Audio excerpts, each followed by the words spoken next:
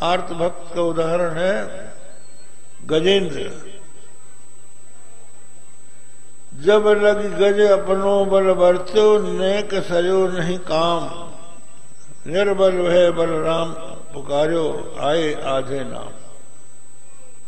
इसकी कथा है कि त्रिकूट पर्वत पर एक क्षीर समुद्र था, क्षीर सरोवर था। उस वन में एक हाथियों का झुंड रहता था। उस झुंड का नायक एक गजेंद्र था। अपने झुंड के सहित उस सरोवर में जल पीने के लिए वो गया और जल पान करके अपने छोटे छोटे बच्चों के मुंह में अपनी सूंड से पानी डालकर उनको पिलाने लगा। फिर अपनी सूंड से जल छिड़क कर हथनियों के साथ खेल करने लगा। उसको इस बात का ध्यान ही न रहा कि सरोवर में ग्राह भी रहता है, मगर भी रहता है। बस वो तो प्रमाद में मस्त था। उसी समय ग्राह ने आके उसका चरण पकड़ लिया। अब ग्राह ने उसको जब खींचा तो उसने कोशिश करके अपने आप को बाहर निकालना चाहा, पर उसने फिर खींच लिया। अब ये चला इनका संघर्ष।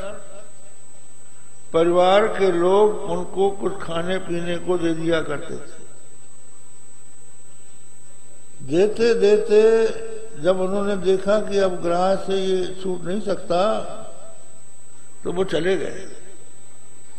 आप देखिए होता है, आपके ऊपर कोई विपत्ति आती है, रोग घेर लेता है, परिवार के लोग सहायता के लिए आते हैं।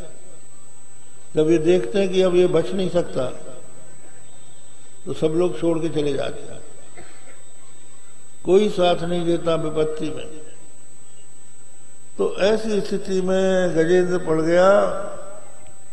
उसको अपने ही बल का भरोसा था कि मैं ग्राह से अपने को छुड़ा लूंगा। लेकिन एक दिन ऐसा आया कि ग्राह ने जोरों से खींचा और इतना खींचा कि केवल सूंड रह गई। सूंड यदि डूब जाती तो गजेंद्र मर जाता। तब उसने भगवान को पुकारा, हरि। वहां बोलते हैं हरि कहकर उसने भगवान को पुकारा। भगवान वैकुंठ में थे, भोजन कर रहे थे। हाँ शब्द सुना, भोजन की थाली छोड़ के दौड़ पड़े। न साथ में गरुड़ को लिया, न सुदर्शन चक्र को लिया। सीधे दौड़कर वहां आ गए और हाथ से उस गजेंद्र की सूंड पकड़ के ग्राह के सहित सरोवर से बाहर निकाल दिया। जब भगवान ने उसको सरोवर से बाहर निकाला, तब सुदर्शन चक्र ने आके ग्राह का मुंह फाड़ा और उसको फाड़कर जब भगवान लौटने लगे तो रास्ते में गरुड़ मिले। और जब वैकुंठ के पास पहुंच गए तो री शब्द सुनाई पड़ा, जब लगी गज अपनो बल बरत्यो, नेक सयो नहीं काम, निर्बल भय बलराम पुकार्यो, आए आधे नाम। सुनेरी मैंने निर्बल के बलराम।